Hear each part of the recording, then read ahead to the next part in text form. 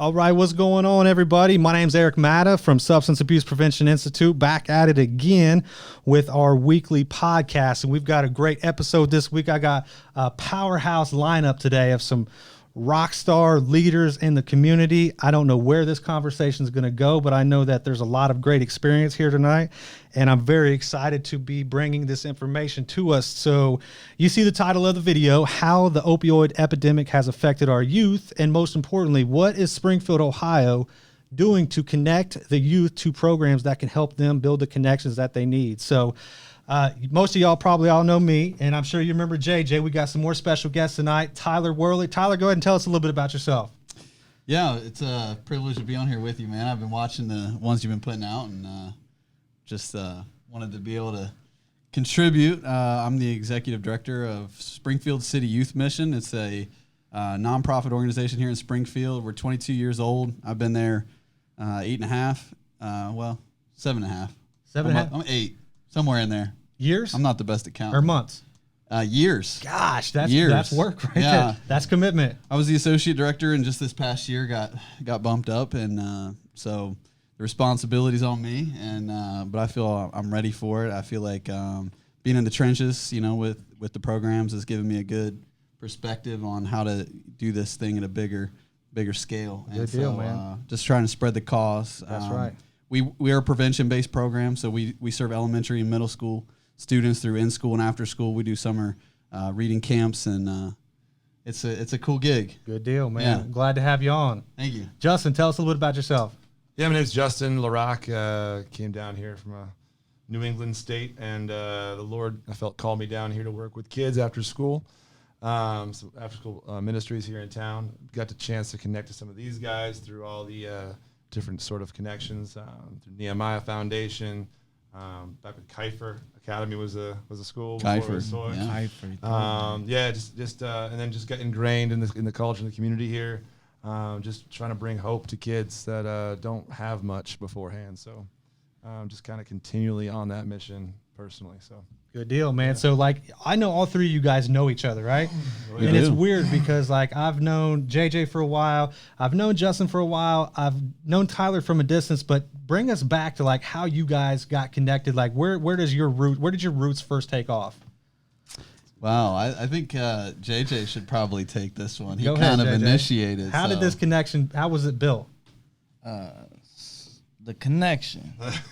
You remember, right? That's a story. So all I remember is that I was locked up, facing the 21 years in prison. 21 years in prison? Yeah. I didn't even know that. So after that, I ended up getting a PSI. It was a crime I didn't do. Got the PSI, precinct investigation. Ended up getting out on probation. Went to this program called Libra House, which is Sim Bowen's house, Changing Lives Now Ministries. I was in there for about 8 months. When I got out of there, I ended up, getting into the book, started studying them scriptures, right. Searched out them scriptures, and then I got real zealous about it because, I come from the streets, so it's going to be 100 in or 100 out. So I was like, man, I'm going to be all the way. I'm going to go all the way, right, So I was like, I'm going all the way in. So that's what I did. I walked down the street reading my Bible. I just walked down the street, people see me reading my Bible like, this dude's crazy. Let's say I was probably 20 years old. So that's a big change for your life, right there. 19 is when I made the conversion, but 20, I'm walking down the street with the Bible. So let me ask, how do you go from looking at 21 years in prison to walking down the street with the Bible in your hand? What happened between that and that to get you to be doing that? Okay, so at the age of 14, a minister came into my life. His name was Irvin Holland, and he was with a program called chaplaincy, PSOC, Public School Outreach for Christ. Okay. So he had took me in down in Dayton at Belmont. Well, he would always show me the scriptures through the life that he lived versus, just telling me what the scripture said. So what ended up happening was I never bit into it. I never understood the scriptures. But when I was locked up, that was the only thing that was there. Nobody was putting no money on my books. So right. I picked up the book. I put some toothpaste on the window, tore a piece of magazine up, stuck it up on the window, and I opened it up. When I opened it up, I opened the scriptures up to Hebrews 11:6. It said, without faith, it's impossible to please Yah, but he that believes that he is, and he's a rewarder of them that diligently seek him. When I read that, I was like, man, I need a reward to get up out of jail. But this is the first time I actually read the scripture and understood what it meant for myself. So it was in jail then? Right. That's it was in crazy, jail. Man. So when I read that and understood it, I pulled my mat out, laid out there, and started reading. I was like, y'all can have a breakfast. So I started reading. And when I was reading, it was talking about how people was, coming to them and striking them in the cheek. And Matthew's is like, turn the other cheek. I'm like, oh, yeah, I'm done with this book. Somebody hit me in my cheek, I'm not turning the other cheek. Because you were like robbing dope. Right. This just ain't about to happen. So that's a huge life change. So, right. So where did you run into these guys? How'd that process take place? So as the process went on, like I got that zealous part in me. Then I met Tyler. Man, I'll say I met his cousin first. Right. Well, we were at the Bible study in Dayton, the prayer house. Right. And this is what I remember. I can help you you take it. You take it. I'll help you fill in a couple gas. So I had a really life-changing encounter with God myself. I was a big baseball party dude, all about myself, all about my image, trying to make sure all the ladies thought I was. That's normal, right? Stuff. That's normal. It was normal, but we were rolling around smoking blunts all day. We started doing coke on the weekends, and things started to really intensify, especially with the pills coming in, and I was actually working a part-time job in the summer, and a guy witnessed to me, and I kind of blew him off at the time, and then it was the right time. It was that right word at the right time, and I couldn't shake it, and decided to take a day out to see if God was real. I put him on the spot. I'm not saying this is the way to do it. It's just for me, I needed a real God. I needed a God, and the guy at work told me, what he said to me was, Tyler, I find everything I need in my relationship with Christ. And he said that in response to me, because I was kind of like, I got everything you're supposed to have to be the cool guy. And on the outside, everybody's, dapping me up everywhere I go, telling me, they're proud of me. And, I was the guy that never really got any big time trouble. But inside I was dead, man. I was so dead. And even as the outward success seemed to grow, the more dead I felt on the inside. And so I took a day out. God showed up. It was really cool. We could probably do another podcast on just that story. But I'll tell you, he showed up, and he showed me that he was the God of the scriptures. But he encountered me in a real way, but then also showed me he was the God of the scriptures. He healed me. I had a situation I needed cured. He showed me that. He showed me he was all in all. And so I was all in. I just cleared my schedule and said, God, you can rebuild this life however you will. I felt like I had I felt like I had a call in my life to share this with other people. I didn't know who yet. I was seeking God out, going all these different Bible studies, crazy basement, Holy Ghost, kind of, anything. I was going to, Baptist bonfires and potluck. I mean, anything that God was. But prior to this, though, you were drinking and drugging and doing, know what I'm saying, living the teenage life. And when I met God, I was, I know everybody's got a process of recovery, but in mine, it was like God just filled that right away for me. So it is possible. It is possible. Absolutely. I wasn't doing opioids and heroin. I was well on my way. But God was able to meet me right there. You got back on the right track early. Got back on the right track. And one of the main things, though, was early on I met Jay at one of those prayer meetings. And I'd been looking for somebody to really train me and disciple me. And, I saw these guys I was looking up to that really knew God's word, that really were powerful men. And I was like, man, that's what I want to be. I don't know how to get there, though. Yep. And one day, Jay, probably against everything in him, because I was pretty much everything opposite of Jay, at the time. But one day he came up to me and he just pulled me along and he said, hey, if you'll roll with me, I'll show you how to do this. And he didn't lie. And it was through that we ended up going on the streets together. He would take me up to these, drug houses that he used to probably sell to, that now knew that he was changed. And they walk up doing all the handshakes and everything, and it's the middle of the night. And I'm walking up here like, just this scared, like, young kid, like, walking up, and they're looking at me like, the only reason we're not smacking you is because you're with Jay. Don't do anything silly and we won't play. But we just had a real crazy time. We were living together. We had a homeless guy living with us. And, he was I don't want to get too into it. It's so much. That's what I'm saying. Really, it's like you can't put God in a box. Like, this is serious. Like, whenever you talking about this thing, it's one of those things that's it's so much. Yeah, man. Like we would have never connected. ever not only not been friends, but we would have never probably ever had a conversation if it wasn't for God. Like, it's crazy. Just to think about the backgrounds of where you guys came from and what you were going through at the time, and the transition to like, bam, now we got this, lifelong relationship, and just it's beautiful. So one of the biggest issues I had was trying to find a job being a felon. Mm-hmm. That was one of the biggest issues. It always is. And then I finally landed one at Kiefer. And that's so this is where Justin comes in, huh? That's where Justin comes in. Come on, okay, okay. Well, once you tell that story, then I'll jump in here. Okay, so I remember I ended up, looking all around for this job. I mean, I went from, at first it was ministry. I was 24/7 ministry. That's when I got with Tyler. Like, everything, literally 24/7. Like, listen, like, you don't sleep, you pray. You know what I'm saying? Very humbling. You start humbling sleeping. Season for me. You start sleeping. Hey, wake up. Like, pray. I was used to chilling, man. We chilled. Like, I would nap and hang out. No. JJ did not nap or hang out. No. There was chill, JJ. when he says you get it how you live, he really you get it. Yeah. So it was 24/7 on the go. So after this, long story short, I ended up landing this job at Kiefer.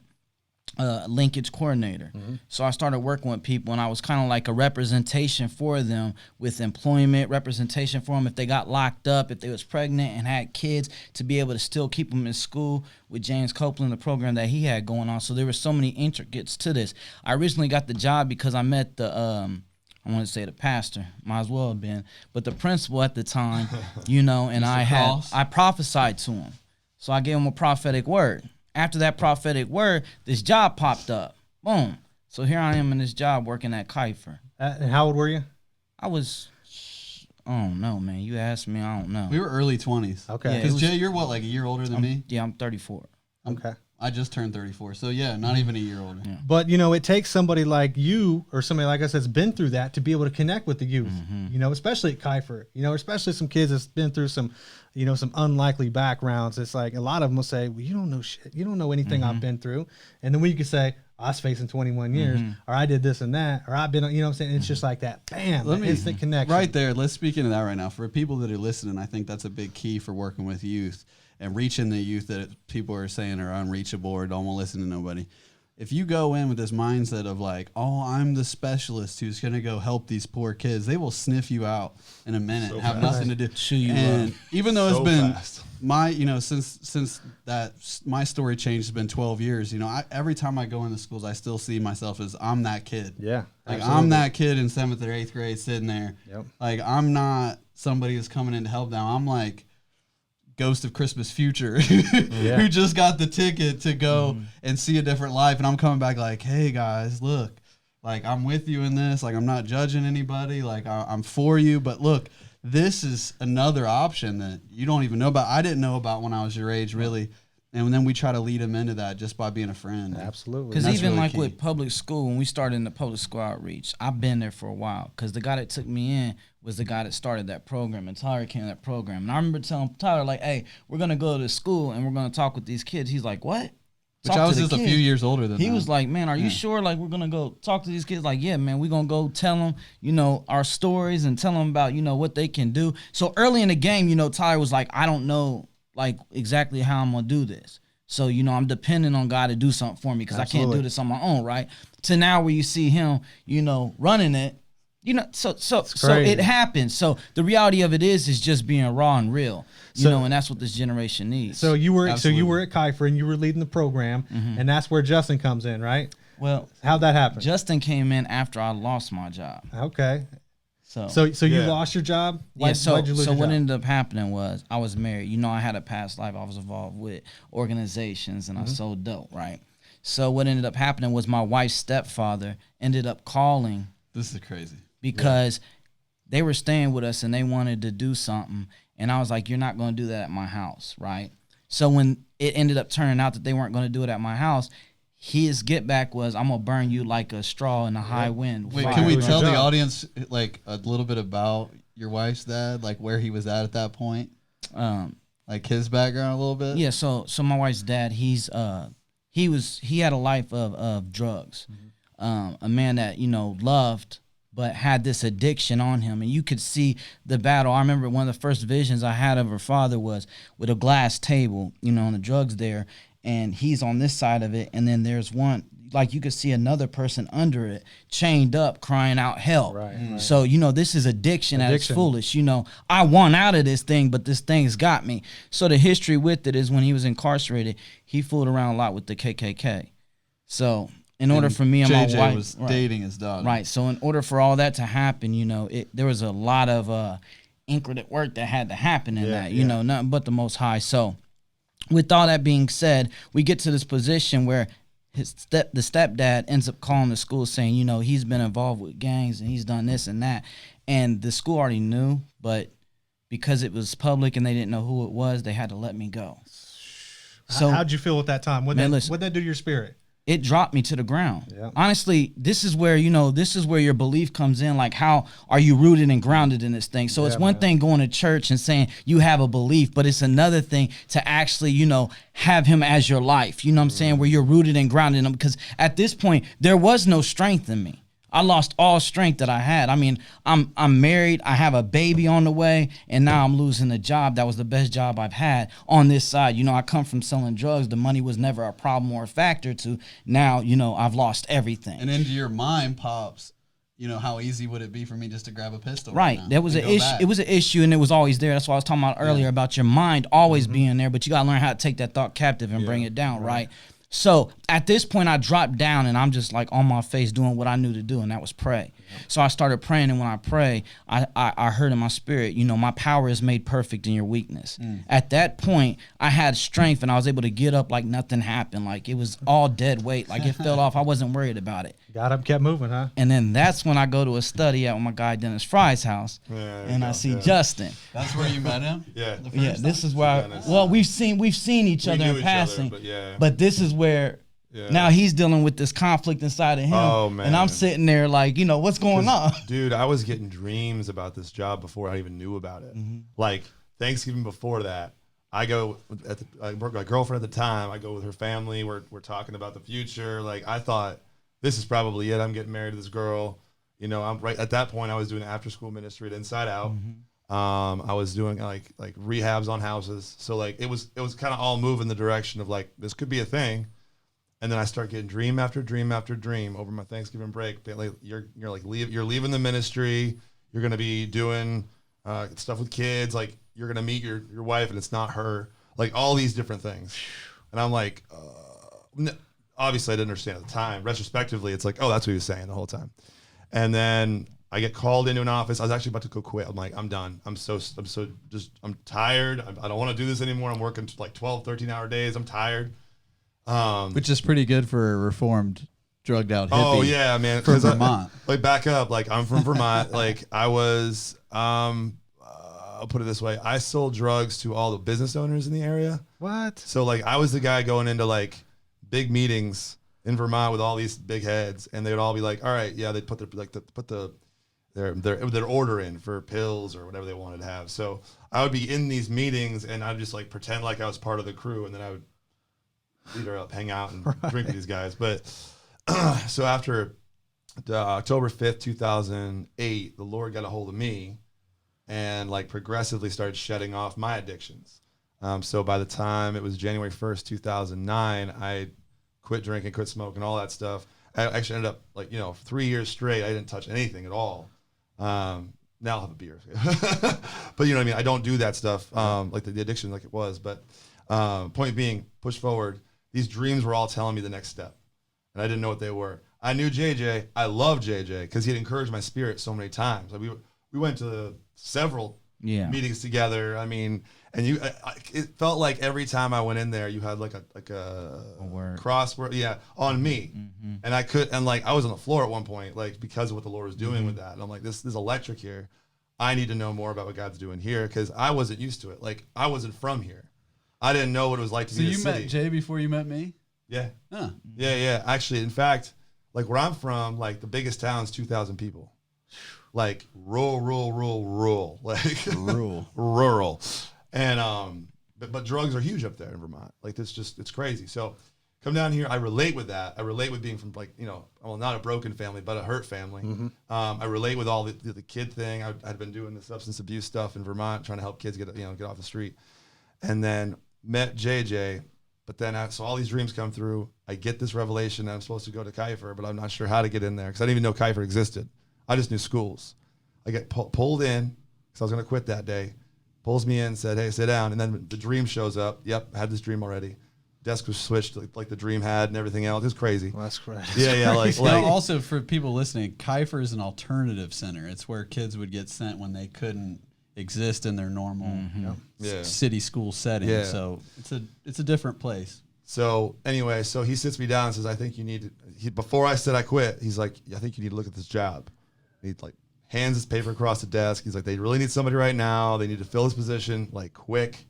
And this was the job JJ just lost? That was JJ's job. Like, this is like 2 days later. Right. Like, you get it before Thanksgiving break, right? It happened right before Thanksgiving break for you? Mm-hmm. Yeah, like the day after Thanksgiving break, it was like, "Hey, you need to go talk to these people right now." And I don't know anybody. I'm not trying to gun for it. You know what I mean? I have no idea it exists. And first off, I didn't think I'd ever, be pushed out of the ministry that I thought I was, going to be at. So I ended up meeting Bruce Grimes, who at the time was in charge of the NMI Foundation. Love Bruce Grimes so much. The man didn't let me have an interview, though. Wow. He just told me testimony what Jesus did in his life. We talked about it. He saw my resume, and he said, someone else, like 4 people gave me a vouch on you. Just get in there and love those kids. And that was it. Wow. Yeah, I mean, they did the background check and all that stuff, too. But, I mean, once he met, he's like, "Yeah, it's fine." So got in there, and that was the rest is history. I mean, I was in the city schools from that point. I got to meet this guy. It was at Goodwill.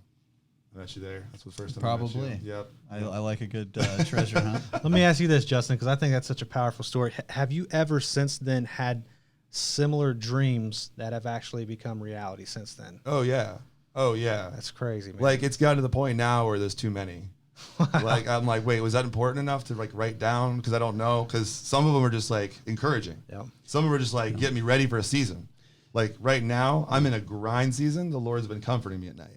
That's just what He's been doing. This is a good point too for listeners on this topic. Like as you're hearing our stories, all of us, God has been a God of an encounter, of a real everyday, like, personal, influence. People talk about being under the influence. God is a real influence, and yet at the same time, we don't neglect like our mind too. That's where God gives us the Word, but the Word is an invitation to meet Him for real. He's both, and so like for us, as we're gonna get into this more about addiction, that became a real part. And as you're hearing these things of God speak through dreams and through in our spirit and leading us, that's what we're talking about. Yeah, and I want to add to that. My experiences with drugs, as I was addicted to them, the Lord redeemed them. So not only I don't look back at that time with shame.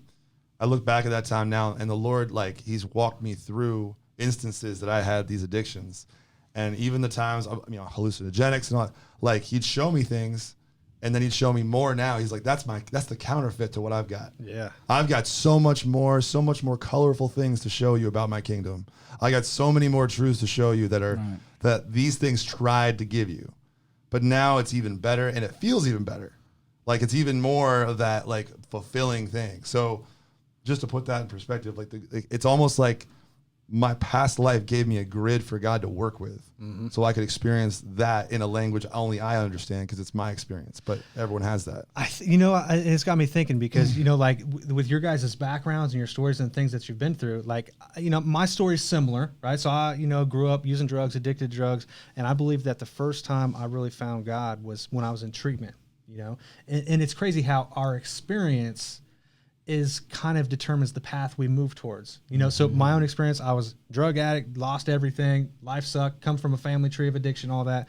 And then when I got in treatment, I remember hearing a guy and I'm talking type of addict where using needles every single day, just the bitter ends, overdose and all that stuff. But I remember going to treatment and hearing a guy, and the weird part about it is I remember this particular meeting I went to, it wasn't a 12-step meeting. It wasn't an AA or NA meeting, right?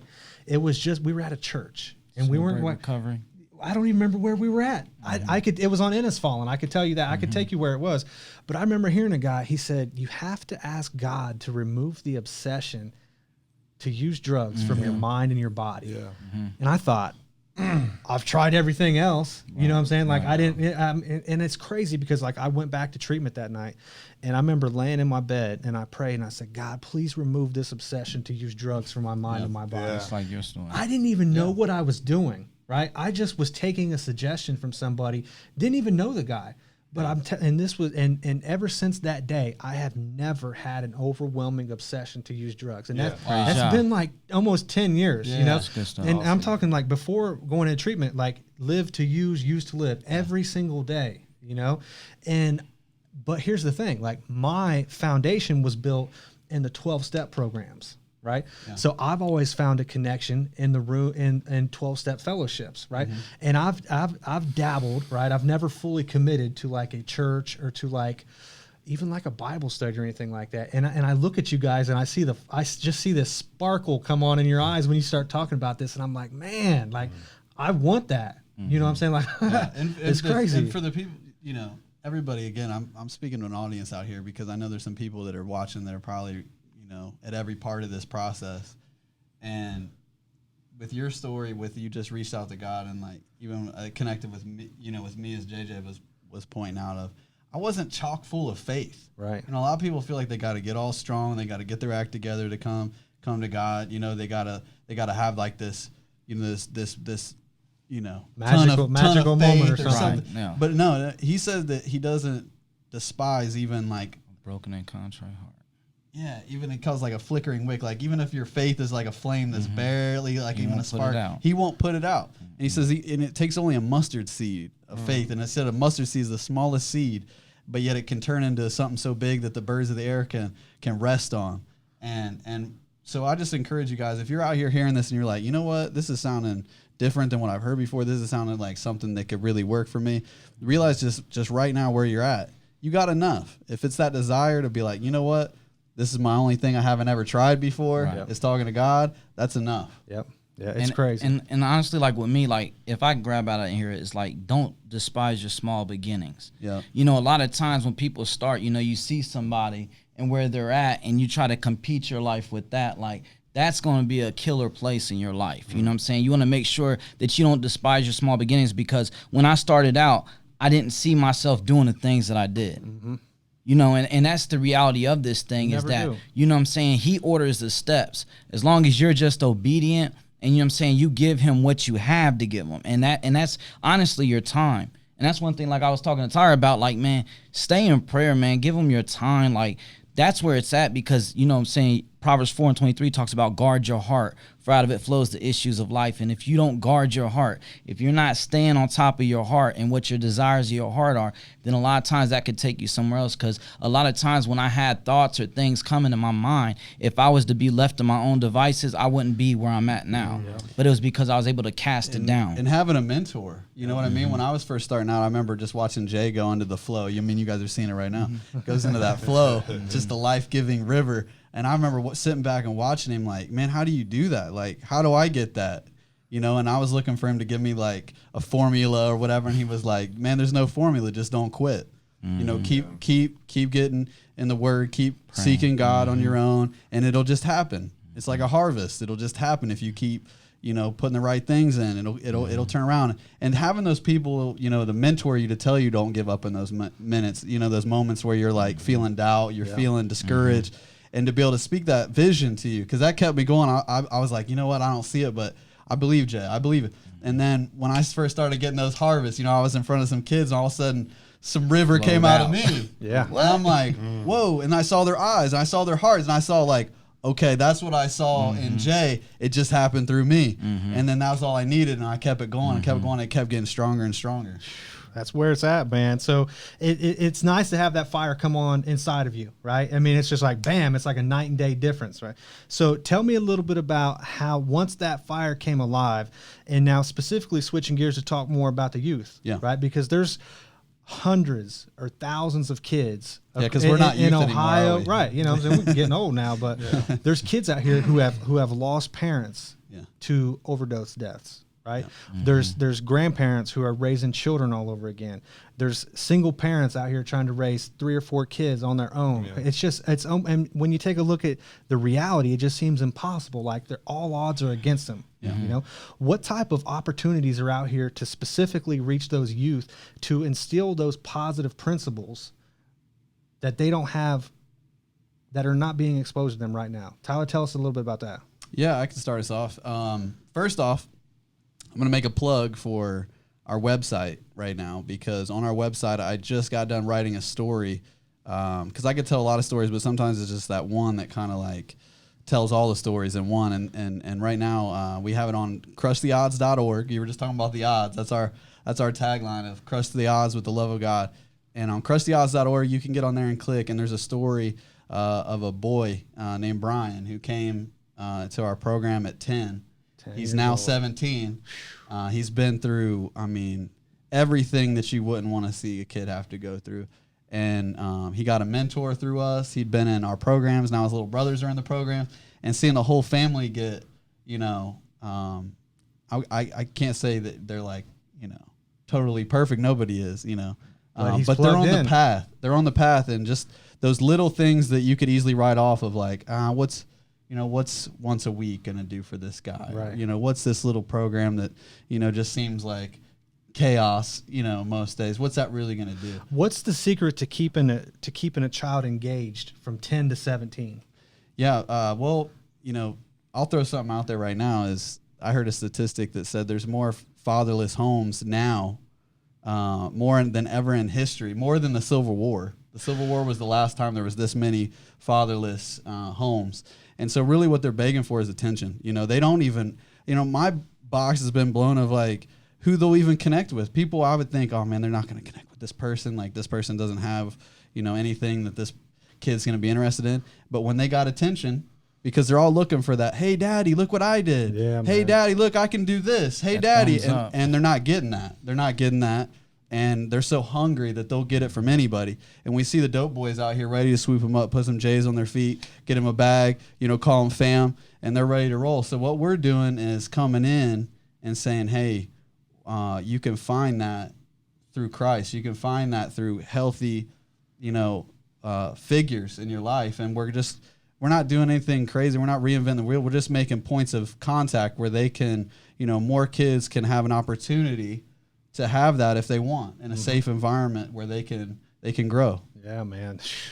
I mean, I just look at, you know, I think that, you know, during my adolescent years, you know, I went through a phase of like having a good family structure, right? Having good role models to where it wasn't overnight, but as a child, it felt like overnight to where it just all went out the window, you know? And at that time I adapted to my environment, which was the other kids who had a dysfunctional home. Right, the other kids that didn't have nobody telling them no, you know what I'm saying, that we're drinking and partying because it felt familiar. It was a place. It was a sense of belonging. You know what I'm saying? Yeah, that's what they're looking for. And like I'm just gonna piggyback on that. So my dad had a stroke when I was 12, right? And that's the beginning of my story of where like that fatherless thing came into play for me. And a lot of kids don't do what I did. I know some do, where they'll just grasp for any father figure they can. Yep. And I would chase after guys that I was told are good men. And you never would have admitted it though. No, never. No, I never would have said I'm chasing these. No, but like I'm saying it now. Like I was just talking to my cousin about this on the way back from hunting yesterday. Like probably up to 12 gentlemen in my life that I'm like, yep, I'm gonna chase you for a while, and they get sick of me, right? Or they didn't have time anymore, or whatever. Or they weren't healthy. You know what I mean? But I got all this smorgasbord of different things, and I didn't know what I was doing. I had no real structure. I had no oversight, right? These guys just had whatever they wanted. You know, like they make him work a lot. Yep. That's how he's going to get my affection. Or hey, make him go through these hoops. And so I had all these unhealthy, you know, things that just came at me because I'm random. I'm just shooting the dice, see what I get. You know, and sometimes it was really good, sometimes it wasn't. Yep.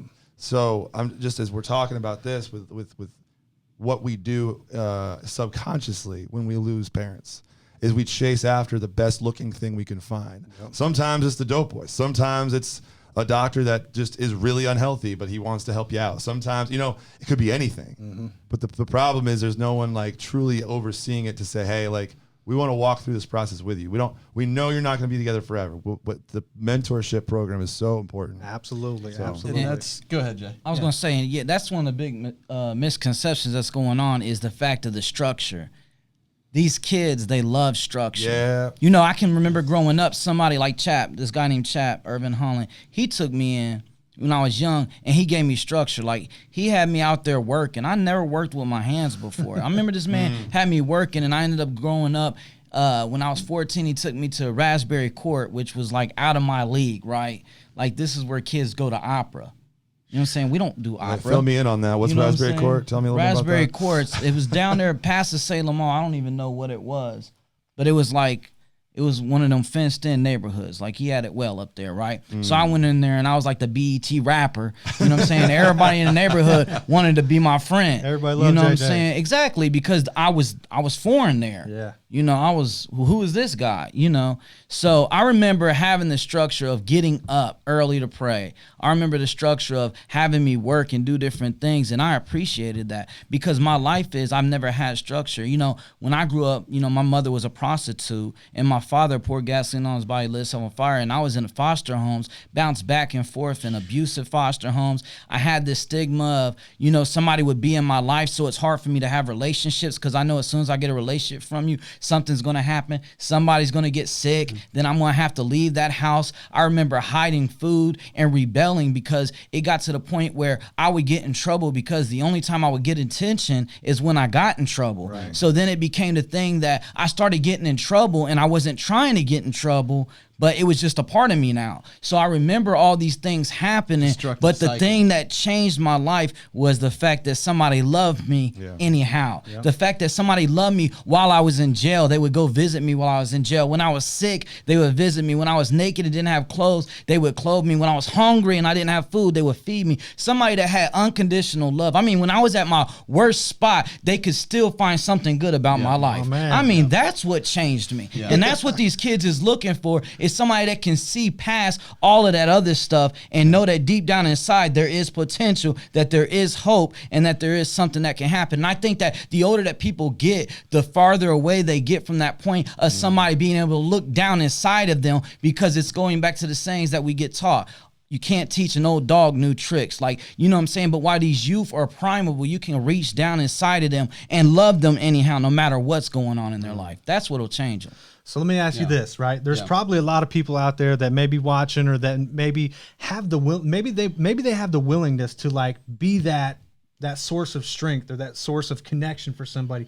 How do they get themselves in the environment to make that even possible? Where can they get plugged in? That's why we as an organization exist. You know, I think that when you talk about opportunities for people, you know, kids who you know they can't vote, you know, they can't drive, you know, they don't have any rights really, you know, right? And they go from home to school because they have to, you know, or they'll get the officer after them, you know. So they go and they get, sometimes they that's where they're getting their meals. Yep. So they go there, they go home, and if mom and dad aren't creating opportunities for them, they're just not going to have them. And so, and you know, as well intentioned as you are, you know, you could want to help a kid, but you start hanging out with just some kid out in the park. Now all of a sudden you're like labeled a creepo, even if you're right. You know. So we as an organization, you know, we're saying, hey, you know, we want to be able to break that cycle. We want to break in, and so we have the opportunity to, as a 501c3 nonprofit with a good reputation, 22 years in the community,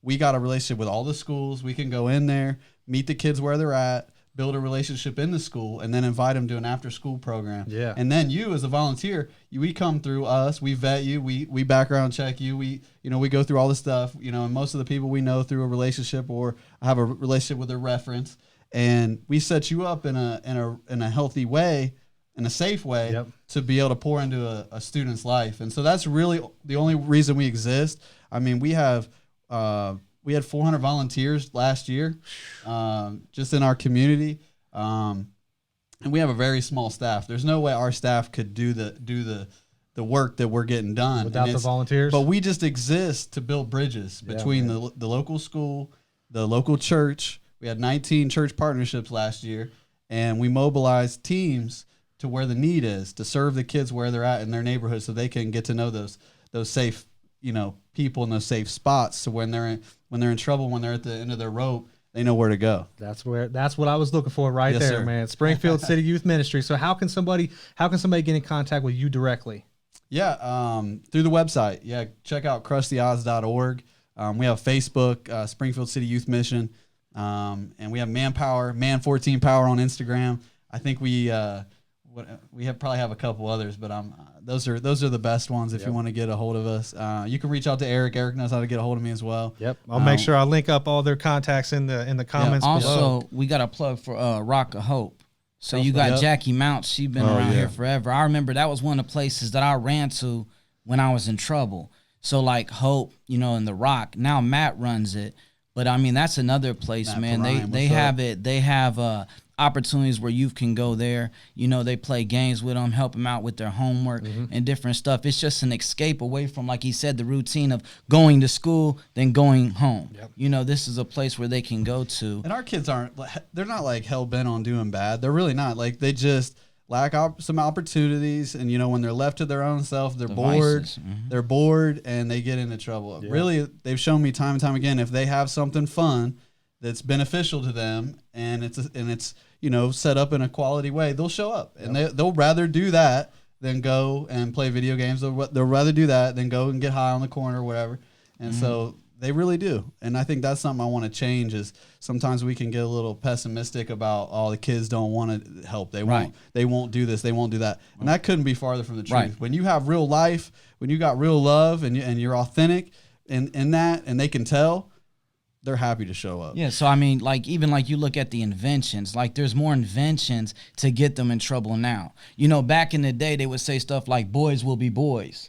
But now today, they look at it like, kids, they're killing, they're this, they're that. But it's the inventions that they have access to. I mean, you look at what we got with technology that we can get access to. I mean, kids can grow up and watch things on YouTube that some of the other generations never even thought of. You see what I'm saying? Yeah. So it's the inventions. But, the term where we used to say boys will be boys, they lived with that back in the day, but they didn't have the inventions, or the tools that they have now. So, I mean, I think that the mind has to click back to that. It's the exact same thing. And with all these inventions, it's good. But if we don't learn how to get around them and show them properly how to use the inventions, just like a gun. You give somebody a gun that's not trained and they'll use it the wrong way. Yes, but if you train them the right way, it's a good thing. So, I mean, I think that's with all these inventions. And there's a story that I want you to tell real quick going off of that. It stirred me up to remember.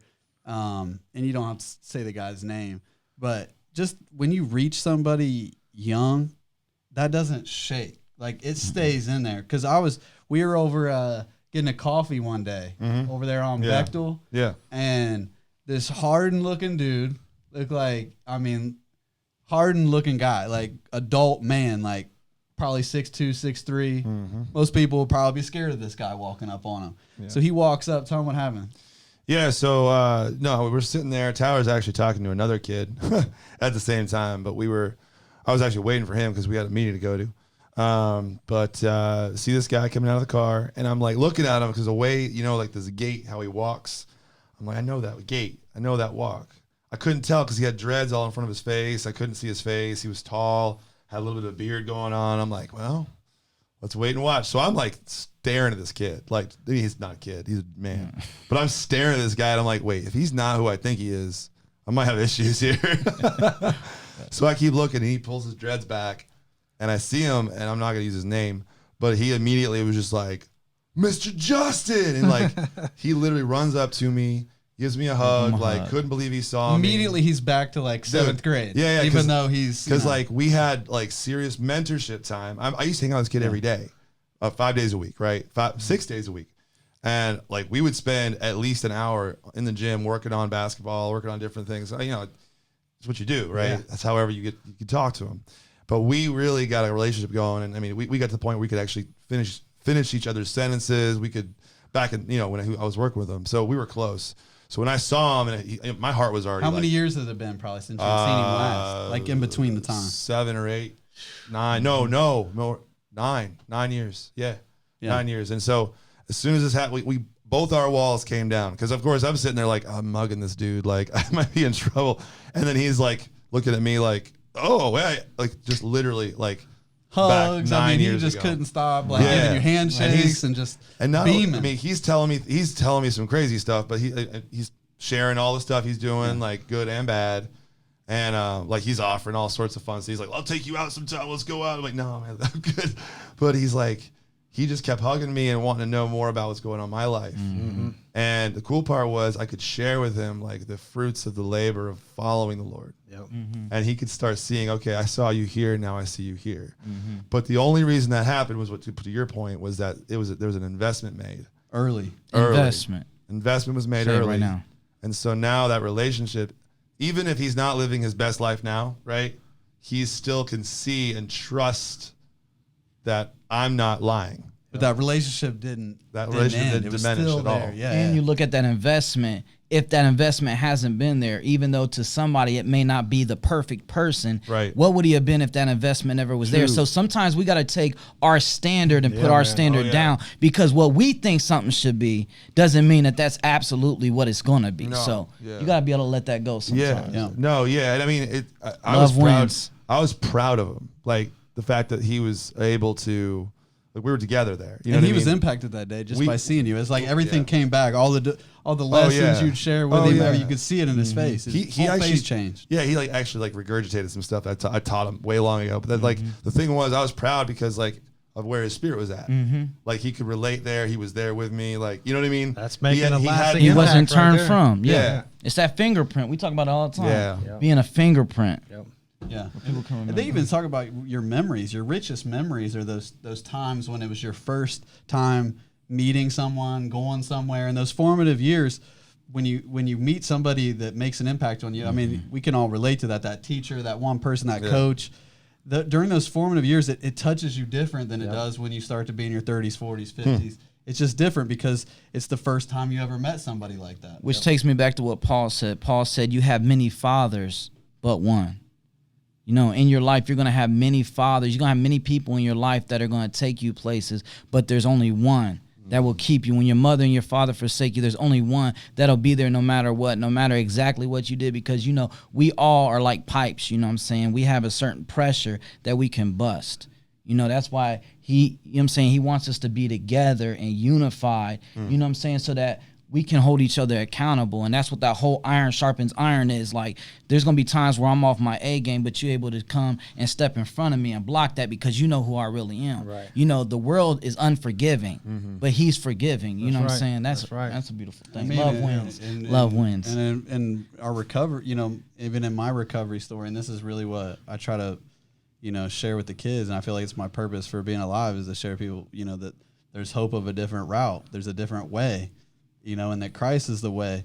And for me, it was like, you know, it was all about joy. My recovery story is all about joy. Right. And you know, it says in the scriptures that the joy of the Lord is our strength. And people are like, where do you get the strength to, you know, to not fall back into those old ways? How do you get strength to come out and rise? Well, I'm telling you right now, if you're looking for the strength, it's the joy of the Lord is your strength. And in Psalm 16, it says, he shows me the path of life. And in his presence is the fullness of joy, and in his right hand are pleasures forever. And, you know, and when I was in the drugs and everything, and people, you know, there's the aspect of pleasure to that lifestyle. You know, there's an aspect of pleasure. That's why, you know, even heroin and these things, there's the aspect of pleasure when it hits your bloodstream. But what happens is it requires your whole life. You know, there's something like you make a deal with the devil, you know, he comes knocking on your door on the other end, and it requires everything. But it says that the blessing of the Lord makes one rich, and he adds no sorrow to it. No sorrow. And so the pleasure is real. It's in his presence, and God's presence is something that's real. This is my strength. This is real life right now. This is what I share with the kids. This is what gets me to be able to work with the kids that nobody else wants to work with. This is what keeps me fresh, keeps the fire going, is that I've learned to live daily in God's presence, because in his presence is everything that I need in life. You know, he spoke to me in that day in my room when everything changed. In the scripture, I opened it up. I didn't know any of it from anything. I opened it up. I looked down at the page, you know, because I experienced God's presence. I didn't know what it was. And the only thing I could think of was to look in the Bible. It was so out of the norm for me. And when I opened it up and looked down at the page, it was Romans 8:18. right now, people that are struggling, I'm just going to speak this right to you. Romans 8:18 says, "For I consider that these present sufferings do not compare to the glory that shall be revealed within us, and that all creation waits in eager expectation for God's sons to be revealed." And it's revealed in you. It's revealed in you because this is where God's kingdom is. It's within you. You know, and where I used to, you know, put the drugs in, you know, to find that, and it was just bringing me down. Now I found that within me is the glory, and the glory of God, man, is better than anything in this world. You know, all the fruits of it are very tasty, and you'll find all the joy, all the pleasure that you need, and it'll give you strength, and it has nothing bad. There's no negative consequence. It only goes from glory to glory, and your face starts looking like this.